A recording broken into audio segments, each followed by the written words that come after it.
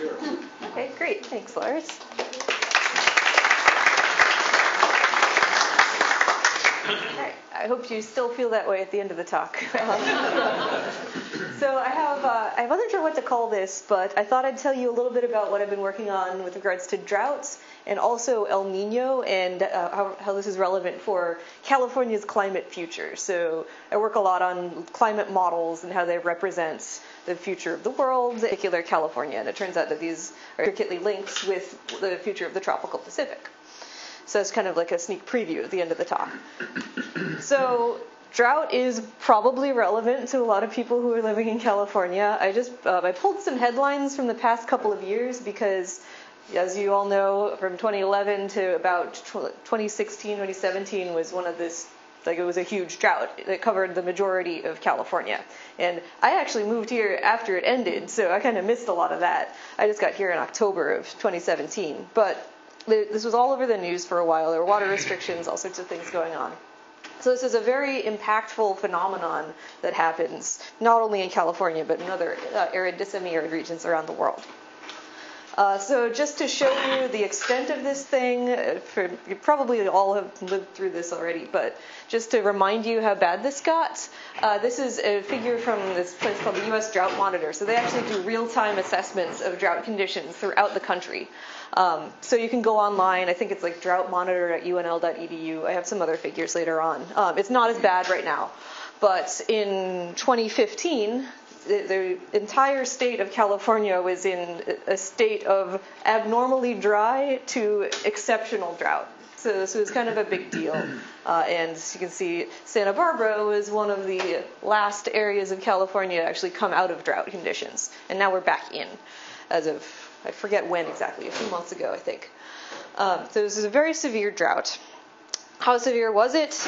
Well, in order to understand the historical context for this drought, what people tend to do is use what they call paleoclimate reconstructions. So we didn't have like the drought monitor recording precipitation or soil moisture or temperature or anything like that hundreds or thousands of years ago. It's only really been good monitoring data for the past few decades. So how do we really know if a drought like this, which lasted a few years, was exceptional compared to what we might get if you looked at the past 1,000 years, let's say, of climate information?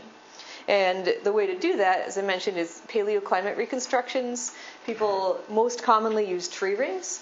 So this is a figure from a paper that came out a couple years ago presenting a new drought atlas. So this is pretty amazing. And just for context, each of these dots is a study site where they've gone and drilled through not just one, but several dozen trees and measured the width of the tree rings. I'll show you what that looks like in a minute. But so you drill through it, the tree grows more during wet years, it grows less during dry years, so you can get a sense for how big and how long the droughts lasted historically.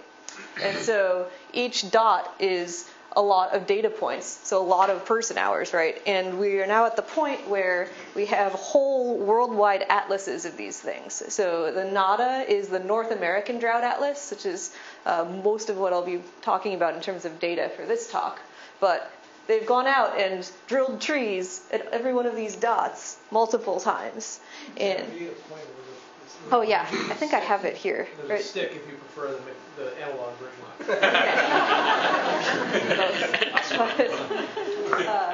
Sure, I guess I'll see how this goes for now. But I just wanted to. Yeah. Okay. Where was I? Yes. These drought atlases are very cool, and these are actually things that you can go download and play with yourself too. So you can get basically maps of droughts over the entirety of North America, of Europe, of monsoon Asia, so this one here, and there's one for Australia now too. And they go back something like 600 to 2,000 years, depending on the exact location. So it depends where you can find trees that are old enough, basically. But there's a lot of data out there, and now we can understand the historical and the longer-term context for droughts like the one we just had in California. So I have a question. Oh, sure. Why is there so much data for North America compared to Europe? Right? So, okay, it's a couple things, right? So you need to find trees that are limited by some climate variables. So they have to be growing in an environment where the amount they can grow is related to either temperature or precipitation. So the environment of the trees makes a difference. So typically in mountainous regions you get trees that are limited by one of those things. So that's why there's a lot of data over in like the Sierras and like the western US and not so much in the plains. And then likewise in monsoon Asia, there's a lot of like trees over in the Himalayas and other mountainous regions like that. And the other reason is just because people have gone out and done it more in North America. So, and yeah, you need money. It's non-trivial. You got to like go hike out and find the right types of trees and things. So this has been well funded in the U.S. and Canada for the past few decades. So that's a big part of it. And this person, Ed Cook, is based in New York. So that's, so it's a combination of logistics and the environment of the trees. But they're working on expanding this to hopefully cover the entire world at that same data density. Have they done this with the bristlecone pine trees? Yeah, a lot of the data, particularly in California, is bristlecone pines. But there's other types of pine trees. And I'm not an expert on exactly which types of tree. I know the bristlecone pines are the best for the longest data records. The oldest tree in North America is, I believe, a bristlecone pine. It's several thousand years old. So you want a tree that has survived sufficiently long to get a good climate record as well. Okay, so those are the drought atlases. They're awesome. You should check them out. And then once you have this, you can, like I said, understand the historical context for droughts. So in this paper, a couple people went and looked at both the North American Drought Atlas and a new tree ring record that ended I think it ended in 2014. So they said, okay, how bad was this drought compared with the last 1,000 years, let's say? And you can see the 20th century in this particular graph. I pulled this one just because it illustrates how bad the drought really was. And just for context, this PDSI thing, that's a drought index called the Palmer Drought Severity Index, which is created based on like farming data in the 60s, but it is a widely used drought index, and it approximately tracks soil moisture, so it's kind of like a water balance variable for the trees. So if PDSI is negative, it's drier. And this star is the 2011 to 2014 at the time California drought. And you can see it's way more negative than any of the other data. And if you extend this back, I think this went back 1,200 years, you see that this was in fact the strongest drought over that entire period. So that was interesting. And just to I didn't have a time series for this whole record, but I wanted to show you this probability distribution function. And so this is just, how frequent are PDSI values of a particular magnitude. So, wet, dry. And this is the whole data record that's 1,200 years long again. And here is 2014. Wow. Yeah. So it's not only a bad drought, it's actually the worst one over the past 1,200, in this case, years. And you have a question? Oh, sorry. Yes. How do you get permission to drill a hole in a 2,000-year-old? That's an excellent question. I suspect it's probably tricky some places. They probably make good friends with the Park Service. Sorry? Or do you do it at night? Right. That might happen. I mean, I don't personally do this again, but yeah, I think there's some tree adventures and a lot of permitting processes that go on. I know some people were telling me that they got permission to drill through the sequoias in Northern California at one point because the Park Service was really interested in how the sequoias would respond to future drought events. So yeah, it depends on where you are and how well you know people, I guess. Okay, so the California drought was bad. It was the strongest drought of the past 1,200 years. And I'll show you later that we expect that these drying trends are going to intensify in the future, basically because everything's getting warmer. As it gets warmer, it gets harder for the soil to retain moisture. And this paper also discussed that as well. Yeah? Could you explain that second chart? This one right here? Mm-hmm. So it's a probability distribution function. So it's basically how likely you are to get a value of a certain magnitude. So if, let's say, you flip a coin, right? And so half the time it's going to come up heads, half the time it's going to come up tails. So you'd get a probability of 50% for those two outcomes. And so this is like if you do the same thing for all of your tree data. So you're most likely, if you flip your tree coin, I guess, many, many times, then most of the time you're going to end up with these PDSI values that are relatively small. So this is just saying that really extreme wet conditions are unlikely and really extreme drought conditions are also unlikely. And so then this is even way outside what you get the rest of the time. So, yeah. Worst drought in 1,200 years in California or anywhere in the world? Yeah, in California. And how does it compare to the entire world? That gets really complicated. Okay. I'm not sure how to answer that question.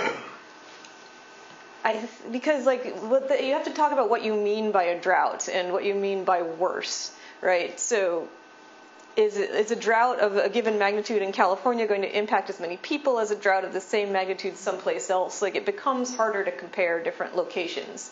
I would say this is probably not the worst drought that's ever occurred anywhere in the world. Like, I'd hesitate to say that, but it had a pretty severe impact compared with other events over the past few decades. And that's probably not a very satisfying answer, but it's a really hard question to answer. The important thing is it's breaking out down. It's been in this range for long. If that were a stock, I'd sell. Right, exactly. Yeah, it's kind of a scary curve, right? And so we expect it to just keep going that way. But the point that I also wanted to make here is that there is a lot of variability in here, right? And particularly if you look back over the past 1,000 years, there's a lot of variations as well. So you have this drying trend, but you're kind of superimposing it on something that varies a lot to begin with. So maybe you'll get really extreme conditions that are now worse than anything we've seen before, and we would like to look further back in time to understand those statistics better, to figure out what to prepare for, basically. So that's, again, why these drought atlases are really cool. So I promised you a picture of a tree ring. Here's what they actually look like. I wasn't sure where to put this in the order, but I wanted to put it here because this really illustrates that these types of severe droughts have occurred in the past. So this particular tree was, I guess, born, if you want to call it that, in 1527 and grew for several hundred years. And so this is what I was talking about with some regions having wider rings. So these are wetter years, and some regions having narrower rings. So these are drier. And this came from like a website where they were talking about Megadrought, which is another thing that's not super well defined, but it's a really extreme drought. So kind of like the California drought, but lasting for decades instead of 5 years. Where was this tree? This was somewhere in the Southwest. I think this was from somewhere in the Sierras, but I would have to look that up offhand. But like a lot of trees from around the West show these types of patterns. And it looks like these types of megadroughts that lasted for 20, 30 years were kind of spatially broad, and they covered a majority of North America. And I think that's the next thing I wanted to show you. So if you take the data from not just that tree, but like all of the trees in the whole West, then you can do things like say what percent of the area of the Western U.S. was in drought at a particular time.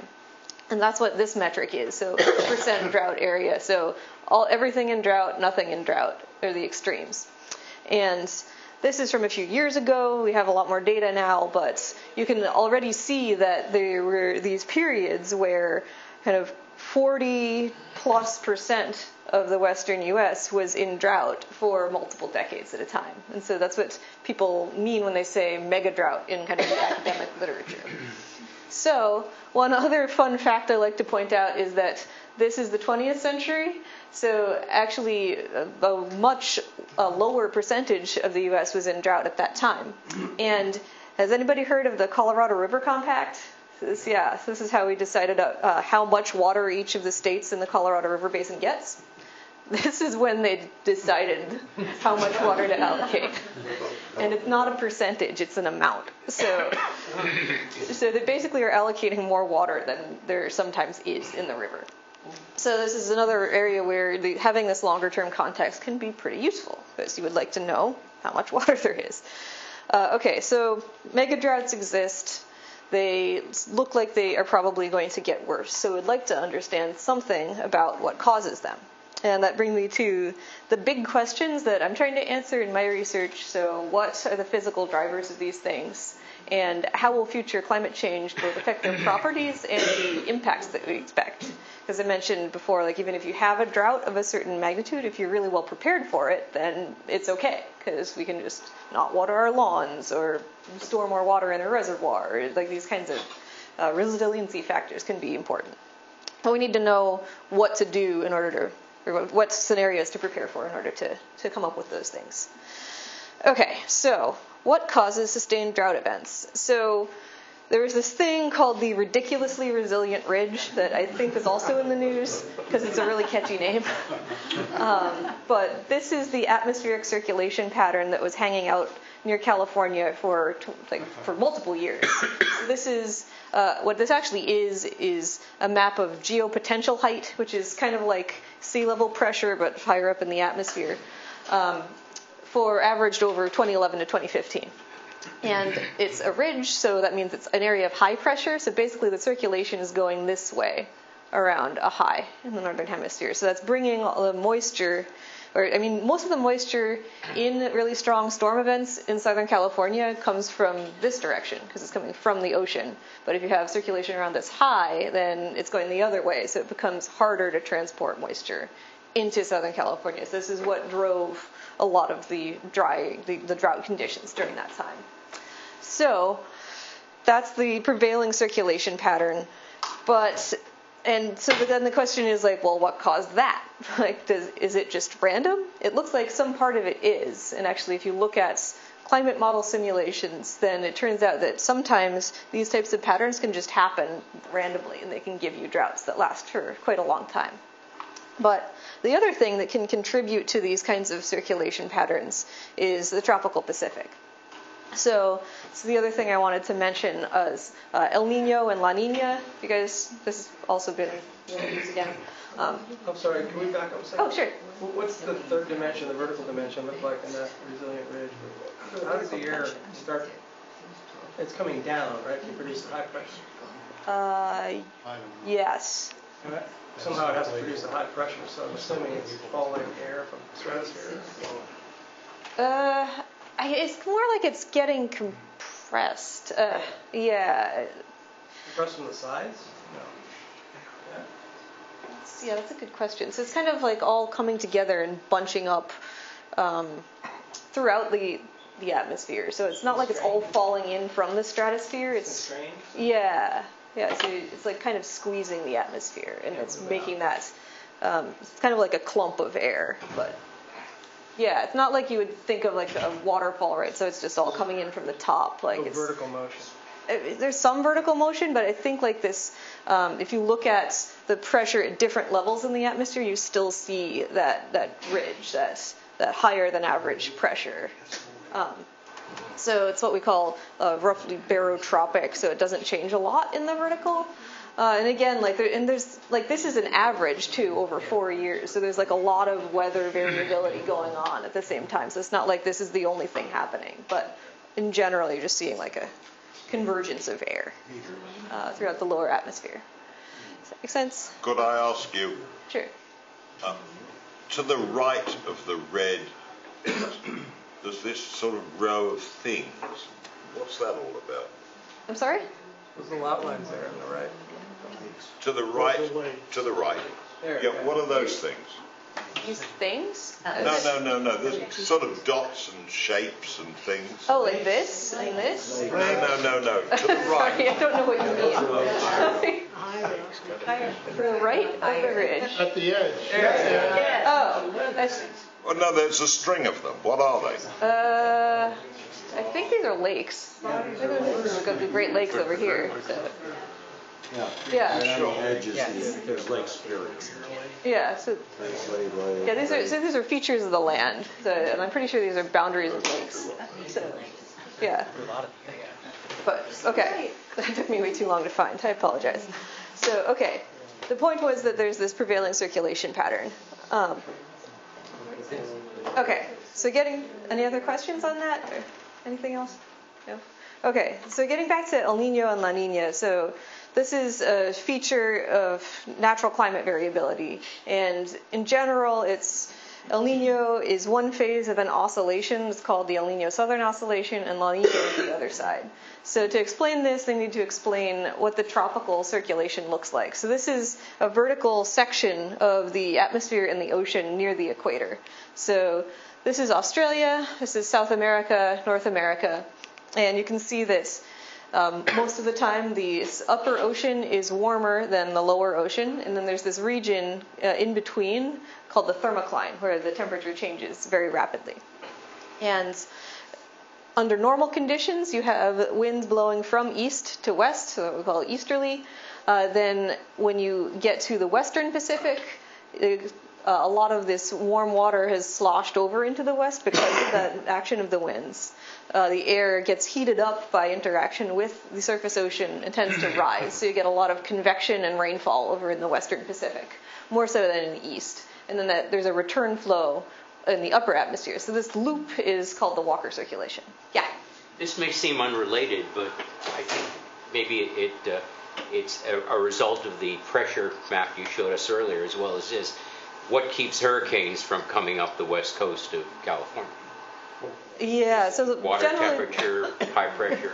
Right, so the water is much too cold to really support that much hurricane variability off the coast of California. But you do get a lot of, they call them typhoons in the Pacific, but you get a lot of them over in the western Pacific here.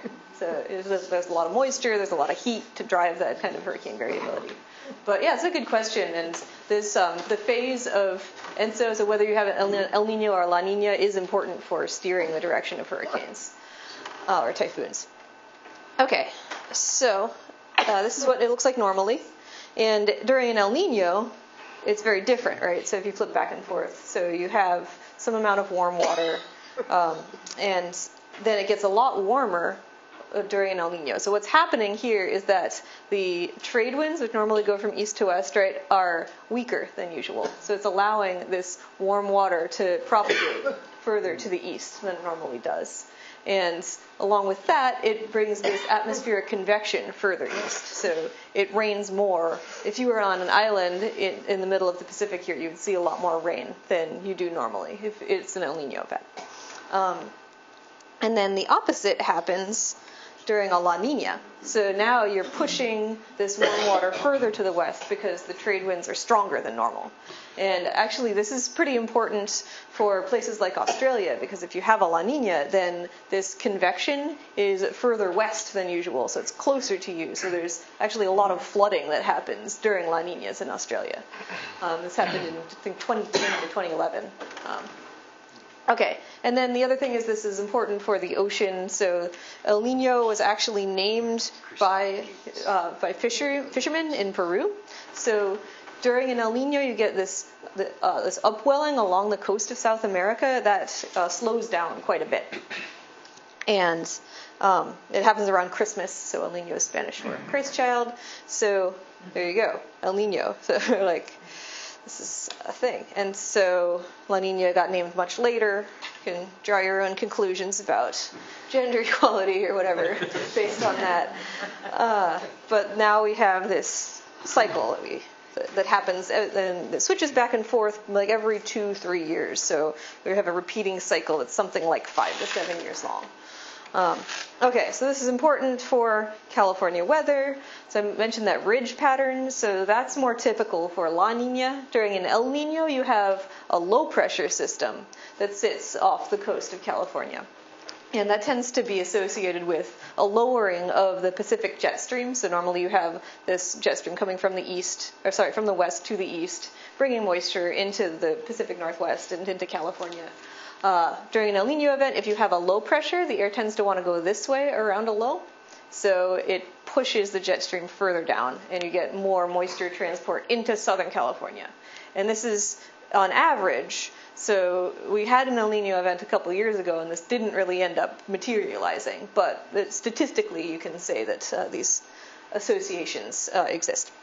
So besides temperature, what are the other variables that would impact an El Nino or La Nina? That would impact the El Nino itself, or The would impact? existence of it, correct. Yeah, I mean, this is a big debate in the literature. It's like exactly what causes the El Nino phenomenon. In general, you want to get changes in the winds. And what happens is you get a positive feedback that gets set up. So if the winds weaken a little bit, then you transport more warm water into the eastern Pacific, and then it's warmer, and so then the winds weaken more, and then it gets warmer again, and so like it kind of spirals that way. But are you asking what kicks off that so kind of for example, feedback? you were just talking about temperature and pressure changes. So we know that we had an El Nino a few years ago, as you just described, and we got no rain. Right. So there are obviously some other factors here, and if you could just expound on that a little bit.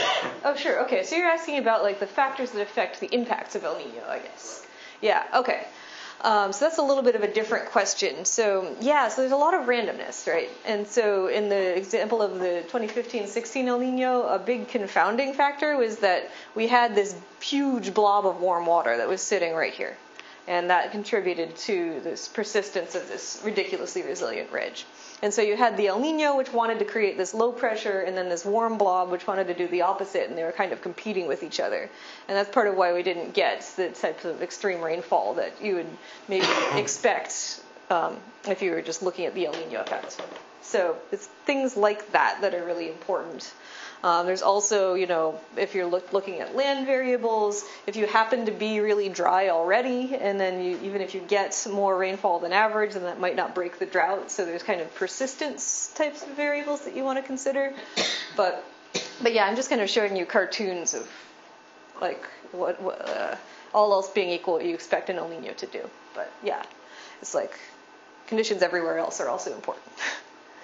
Okay, so that's El Nino. La Nina is the opposite. So this is our ridge situation where you have, they call it a blocking high here because it blocks the jet stream from propagating into California. So then you tend to get the jet stream getting deflected up through Canada sometimes, and so you can get actually more snowpack in the upper Rocky Mountains. So this is kind of good for ski season sometimes during La Nina, but tends to be less good for California because then we don't get our moisture and it tends to be drier, although not always, depending on ocean conditions elsewhere and what the atmosphere just wants to do randomly. Okay, so I wanted to show you just one figure of like actual observations. So this is from 2011 to 2012, just to illustrate that the tropical Pacific did contribute in some ways to the initiation of the drought.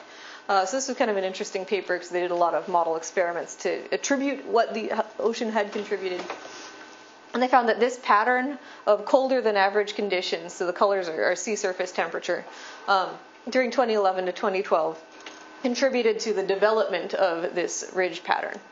And that just kind of hung out there for the next few years and caused our fun, happy drought. So understanding the tropical Pacific and its variability is also important to understanding the statistics of droughts, although it's not by any means the full story. All right, and this is the way I like to think about it, because it is actually complicated. Oh, and I meant to get rid of these acronyms, but in general, if you care about drought, then you care about atmospheric variability, this ridge. You also care about coupled variability, so El Nino, La Nina, processes on the land. And I'll get to this later, but you also need to care about external forcing or effects on climate, so climate change basically.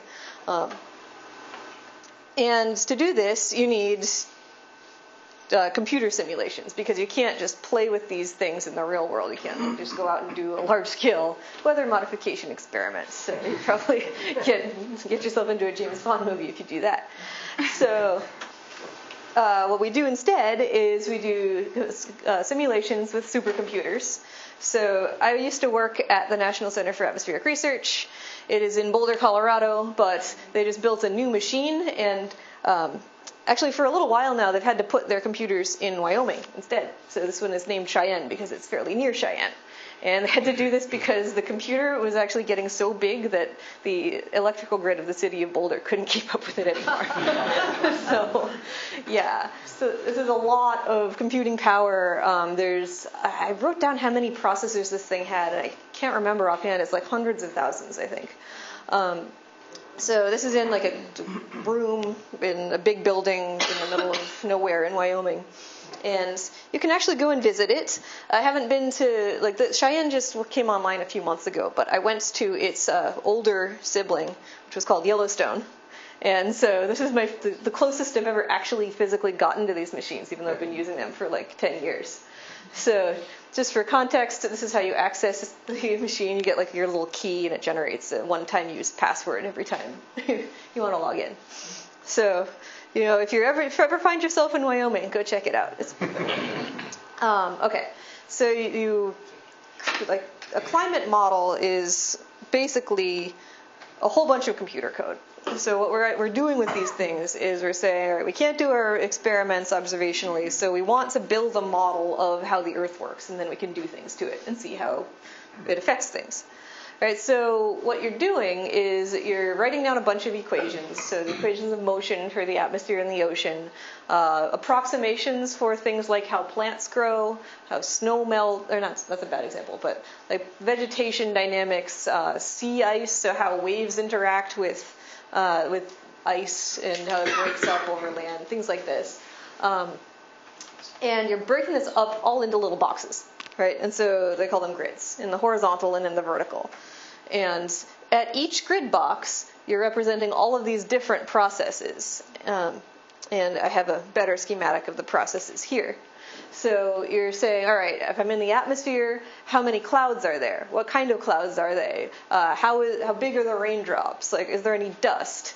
Did a volcano just go off? Like, if I'm on the land, so what kinds of plants are there?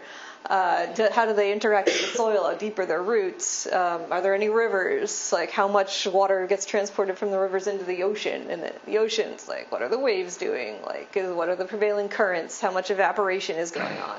So all of that has to go into your climate model. And then you start dealing with things like the carbon cycle, and there's actually models for urban activity now, and it's like how much emissions there are from like cars and air pollution, that sort of thing. So this is what people are actually doing when they're running climate models, and this is why you have to take so much computing power that it's like a Boulder can't support it anymore. So I just wanted to stress that this is a very complex system, and that there are a lot of things that these models do really well. Like, they represent the global average temperature incredibly well, the amount of warming that we've observed over the 20th century. They're able to capture that. But because there's all these complicated processes, there's still some uncertainties that remain. And because, again, there's so many different processes, and there's different equally plausible ways to represent them, because we don't fully understand all of the physics.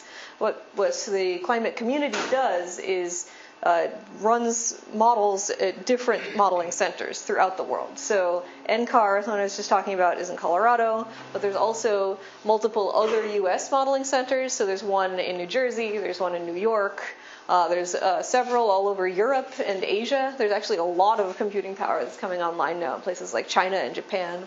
There's some Australian climate models. And so the idea is to get as many physically realistic guesses at how the Earth system works, and you hope that the right answer is somewhere in this spread of the models. Yeah? So when you model this, how realistically do you try to model the distribution of actual cities and agricultural areas, or do you do, based on total area of these different things, some kind of just a generic distribution? No, I mean, people try to be as realistic as they can. You've got London, New York, and Buenos Aires in there. Yeah, it's and they have these, they call them scenarios. Like, if you're looking at climate change, for example, then you have to know how much greenhouse gas emissions are happening, how much dust and air pollution emissions is happening, and where it's happening. So they're actually injecting it at the locations of like coal-fired power plants in China. And so there's these data sets that they use, and they put them into the land model, and they say, okay, the cities are here, the crops are here, the pastures are here, and so that's actually as close as they can get it. And nothing's ever perfect, but yeah, that is an important effect. So they try to realistically model that. Okay, so modeling centers are there. Okay. There's nothing in South America and Africa. Not yet, yeah. Yeah, I mean, it's a massive institutional investment, so not every country either has the resources or has chosen to use them for developing a climate modeling center, but yeah, maybe eventually they will. And there's climate research going on in South America and Africa. It's just supporting a full-blown modeling center that employs hundreds of people tends to be something that happens in more developed, richer economies. So, yeah, it's unfortunate. But okay, so I wanted to talk about what you can do with these things, and wanted to mention the idea of a model ensemble. So an ensemble is just a set of simulations, so runs, like you start your climate model someplace and you run it out for some amount of time, right? And for an ensemble, you do the same thing with the same code and all the same land data sets and greenhouse gas data sets to input to it, but you change the initial conditions a tiny bit. So it's like round off order level perturbation in the atmosphere in this case. And they do it in the ocean in some of these simulations as well. But it's a very, very small change in the initial conditions. And it actually, because the climate system is so chaotic and complex, that makes the trajectories of the climate diverge quite a bit. I mean, it still warms by about the same amount on average, but exactly when you have an El Nino event might change from ensemble member to ensemble member. And so that's why the new thing, all the cool kids are running their model dozens and dozens of times at the big centers. And so these are 3 examples.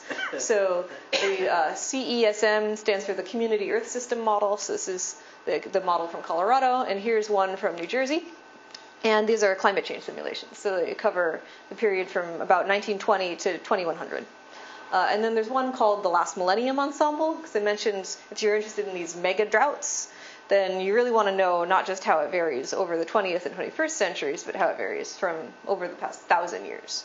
So we have an ensemble where you change these initial conditions and run the model from 850 AD to 2005. And so, as you can imagine, this is a whole lot of computing power. And we're actually pretty lucky. This is the first time that this kind of data set has ever really existed in the past couple of years. So I've gotten pretty excited. I got to be part of generating this one. So I was pretty lucky to get to be involved with that. All right, so that's what an ensemble is. And this is why they matter. Because I mentioned that you just change the initial conditions a tiny bit. And these are the time series from some of the Last Millennium Ensemble members. And this is soil moisture over the southwestern U.S. And they don't really look, they look alike. There's about the same amount of variability in all of them, right? But if you were just thinking about this as a, regular person, you'd say, okay, if I would expect to see a drought at the same time if you run the same model, right? But you don't. And that's because there's all this noise and this weather that's different from ensemble member to ensemble member.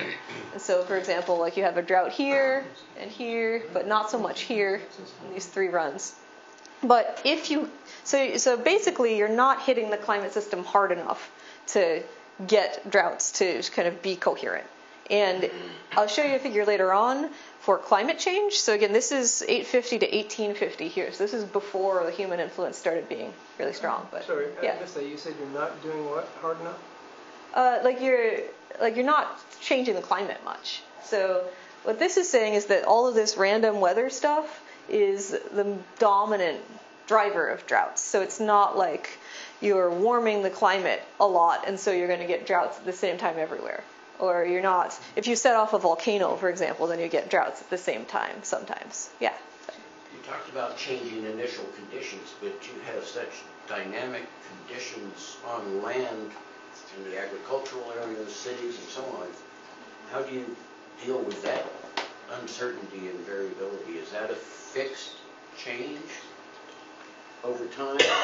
and then you just change the initial conditions? Because the ability to, that's such a huge data set, I'm just amazed you could even do it once. I know, right? It's a lot of work. So I'm not, if I understand your question, you're just asking how you deal with the complexity of the system, or? But there's so much uncertainty in that complexity. Right. You're talking about changing initial conditions. Mm-hmm. Initial conditions seems like puny, yeah. compared to that. I know, but yeah, you have to start somewhere, right? So kind of the typical modeling center approach is to do what you're describing, is to use slightly different land data sets, different model physics, and so that's a different type of uncertainty. So that's why we talk about structural uncertainty. Like if you have a different climate model, then, or you have a different guess at where the pastures were, say, 100 years ago, then there's uncertainty associated with that, and then this is a different type altogether. So it's not entirely clear which one of those uncertainties is more important for driving droughts, because we haven't comprehensively looked at all of them. Because the problem is that when you have a bunch of different models that are doing different things with the land, most of the time people only run those once. So you also have this internal variability going on. You just don't know how big it is because you haven't looked at it. But yeah, I agree. Like, you want to do them all. Yeah. In an earlier slide, you showed the Earth's atmosphere being chopped up into cells, altitude, latitude, and longitude. At a typical latitude, what are typical dimensions of a cell? Oh yeah, I should have mentioned that. That's a good point.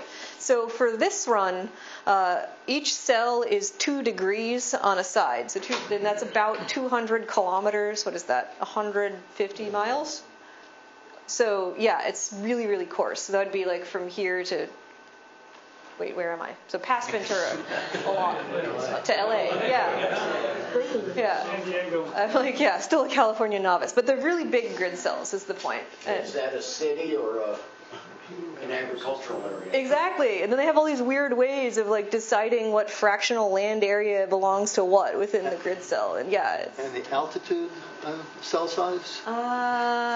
For this one, there are 35, I think, vertical levels, and they do them in pressure coordinates. So it goes from 100 millibars, so at the surface, to 5, which is the upper stratosphere. So that's something like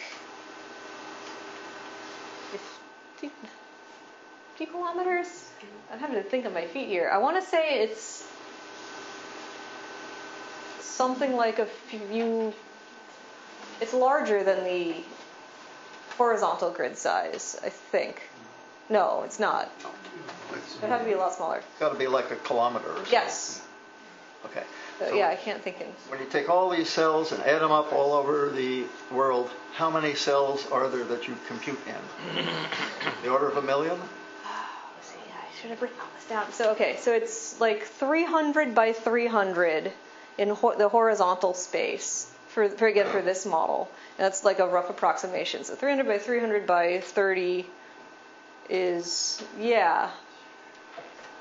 And look at the possible interactions of the variables. You're up to a Google or something. Yeah, and there's hundreds of variables too in the atmosphere, the ocean, and the land. Yeah. So it's a lot, and there's a tremendous amount of complexity. Yeah. Looking at these in this space between 900 and 1,000, is that years or just? Yes, this is years AD. Okay, so there's clear phase inversion between the bottom one and the top two. This one. Yeah, there. Yeah. Yes. Yeah, there is. There's some other ones there if you really pick them out. So that's significant in some way? I don't think so. I think it's, because, and again, it depends on, so there's not something external to the climate that's happening at that time that should be driving a drought at that particular time, is the point I wanted to make here. So there's probably something happening either in the land surface or in the patterns of atmospheric variability or in the ocean conditions that's different between these 3 simulations that's responsible for whether or not there's a drought at that time. All right, Sam, we'll let you go into the next Okay, sure. Overlaid what actually happened during that time period.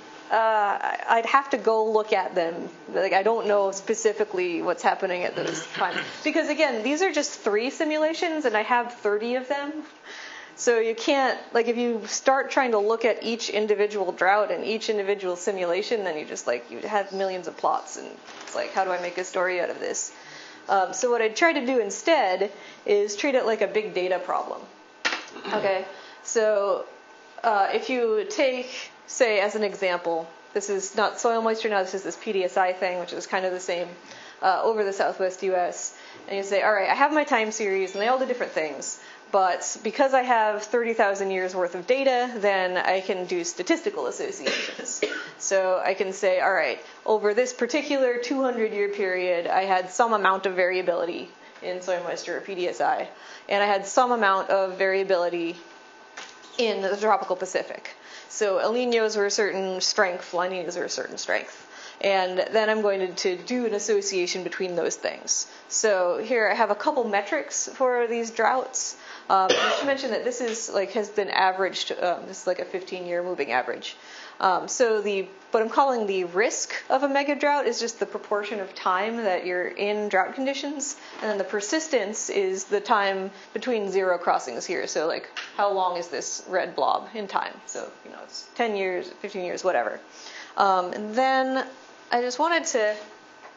I forgot to write this down earlier, but just to remind you, in case anyone has forgotten. So El Nino is the warm SST, or sea surface temperature, in the eastern equatorial Pacific, and La Nina is the cold one. Okay, so the next thing I wanted to do was to show you how these metrics of drought change if you have different properties of El Nino, right? So what I'm doing here is, this is actually in terms of variance, but you can think about it as either having more or stronger El Niños or La Niñas.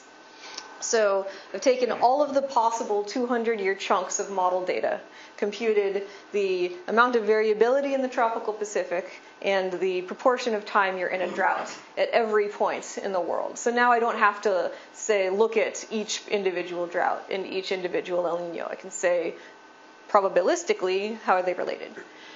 So when you have more variability, you have more stronger El Niños, you have a less persistent drought in a lot of places. So like Australia and the southwestern US in particular. So all the green places here are places where it's wetter. So the risk of being in a drought is lower when you have more variability in the tropical Pacific. And the brown places are where you have a larger risk of being in a megadrought. Okay, so now you can start saying, all right, well, why is that? And then now we can put some mechanism to it. And I thought the Southwest US was a good example because, we're here and we've been talking about it. But just to remind you, this is where the El Nino being warm part becomes relevant. So when you have an El Nino event, you have more rain in Southern California because the jet stream gets pushed south and you get more moisture transport into this area, right? So if you're in a drought and then you have an El Nino, you're more likely to get more rain and you're more likely to end that drought.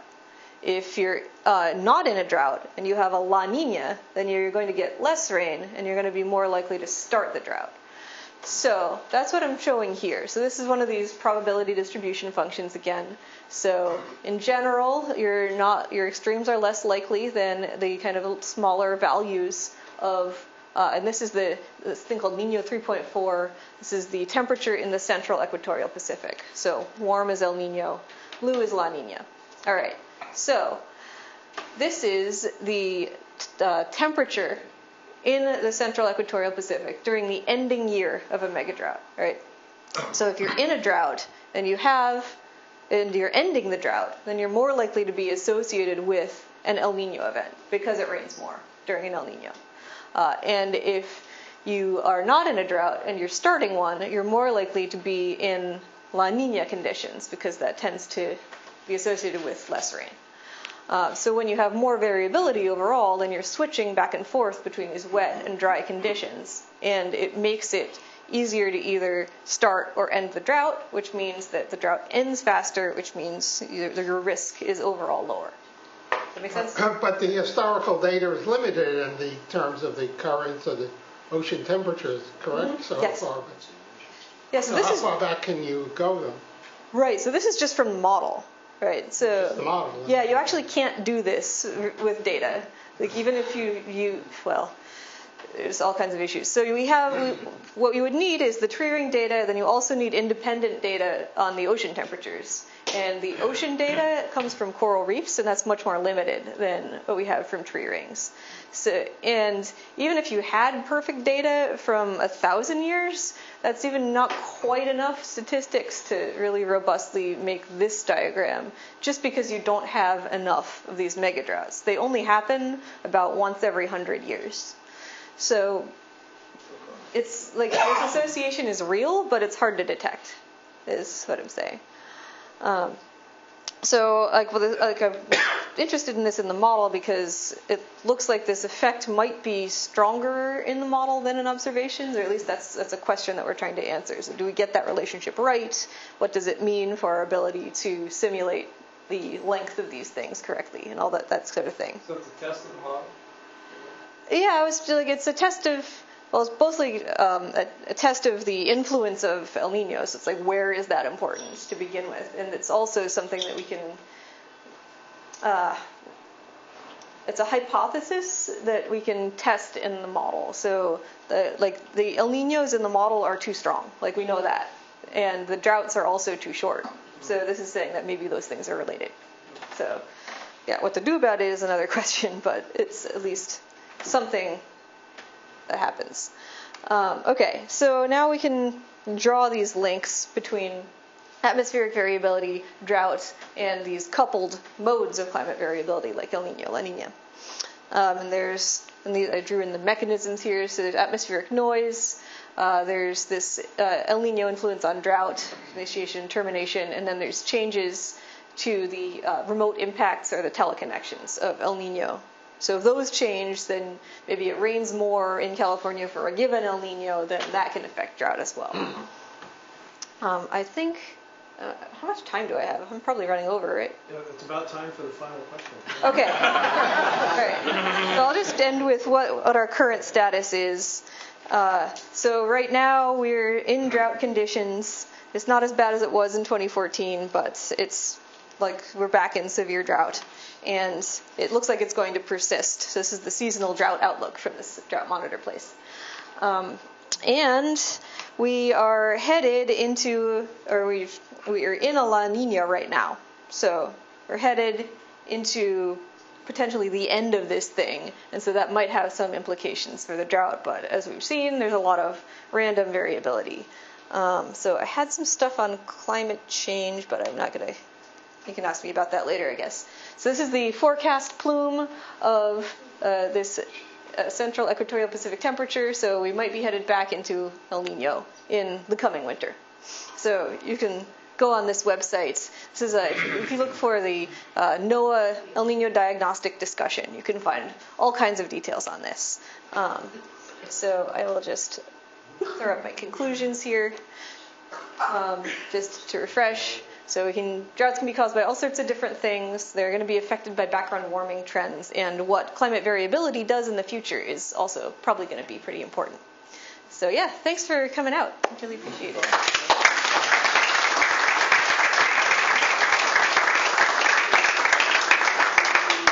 More questions? Please. Actually, I have two questions. The first one's pretty quick now. I'll try that first. So I wonder for our local area here, since you're centered in California, if you have seen significant correlation to the known severe historical droughts that have had such a social impact on our area. For example, in the 1860s here, I happen to be a cattle rancher. All the ranches sold, 250,000 cattle died in Santa Barbara County and local counties and so on. And then again, a few years later, I kind of noticed one of the humps on the earlier chart that you had up. But has anybody correlated this El Nino stuff with those humongous droughts that occurred in our history? Yeah, they have actually. So this is, there's been a lot of papers on the topic. So there's the association would be with La Nina. So if you get cool conditions in the tropical Pacific, that's associated with drought in Southern California. And so there's like about 10 years ago, people were saying that all of these really strong droughts were caused by the ocean just staying cold for decades at a time. And so now we're starting to realize like that's probably not quite true. There was also a lot of variability during that time, but on average, it looks like, yeah, you get colder ocean means more drought.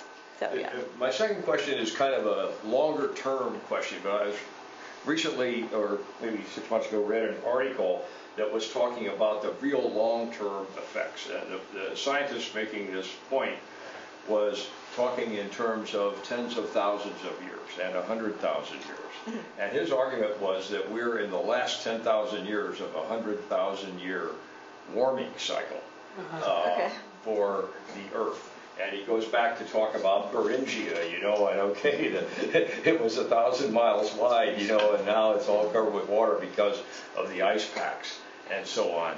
And so, but that seems, you know, so magnanimous in terms of the length of time that it kind of overshadows all of this. But his point was, okay, now we're having, you know, climate change, we've got the El Nino thing and so on, but then we're creating climate change as well. But all of that he's claiming is minor compared to the fact that the Earth is going through this huge warming trend that is the end of a 100,000 year cycle of warming and cooling. Okay, well, I mean, I guess it depends what time scale you care about, right? So, like, I'm probably not going to be around for a 10,000 year cycle. But, I mean, is that true? I mean, has there been this big cycle? Or do scientists talk about that, or is this a? Yeah, people do talk about that. So there's on these 1,000 or longer year time scales, like things like orbital variations become really important. So changes in the tilt of the Earth's axis or in the eccentricity of the orbit, like that. That's kind of what drives those cycles. I see. Yeah. So it's a real thing, but yeah. Can you talk a little bit about the ensemble work where you added climate change, about the various statistical effects of adding that into your simulations? Sure. I mean, I don't want to take up too much time, but I will show you this one. So this is just to illustrate that climate change is going to dominate over these types of internal variability. So yeah, I didn't realize how many questions I would get. But yeah, this is what I mean. Like if you looked at those time series of drought for ensembles, when you have climate change in there, they all just kind of drop off. So is this with the multiple ensemble? Like they were all stochastic, but then once you add it in, they all sync up and show a similar trend? Is that what this is saying? Yeah, they do. Because like that, then you are hitting the climate with a big enough hammer, so to speak, because you're warming up massively. Yeah. In a shorter time frame, we're in a drought. Or how long are you saying we're likely to be in the drought? Are you making projections? Right. That's what I want to know. Like I'm being recorded right now. I don't know. Pragmatic here. Well, the seasonal outlook is for it to persist at least through the summer. And then beyond that, it's like kind of anybody's guess. So probably it'll last for a little while, but yeah. First weather prediction in the Drought Talk. The forecast, especially about the future, right? Please. In terms of problem-solving methodology, it looks like you're starting in the past, making assumptions and running forward. Doesn't it make more sense to say we have this data, let's start today and find out which variables are causing exactly the data series that we know, and therefore we can rank them properly and understand their interactions and run it backwards. Now I understand that's curve fitting over a very specific time frame, which is dangerous, but I also understand, I look at your data and it's so far off from run to run that wouldn't that be a methodology that would give you at least which variables and how they interact amongst themselves to create known fact? In theory, yes, but in practice we are not nearly good enough at that to do it that way. It's kind of the short answer. So this ensemble spread I was showing was just from changing one grid point, basically, in the model. And in order to do what you're describing, you would need to have perfect knowledge observationally at every point on Earth. And we're just not there. Like, that's what they try to do in weather forecasting models, and they still, like, can't really match things very far in advance. So, yeah, I mean, I can explain this in more detail, but it's just too hard. Yeah. So does this depressing slide tell us that you anticipate from the Ensemble model that by 2100 it'll be extremely dry in the Southwest? Yes. Yes. Yeah.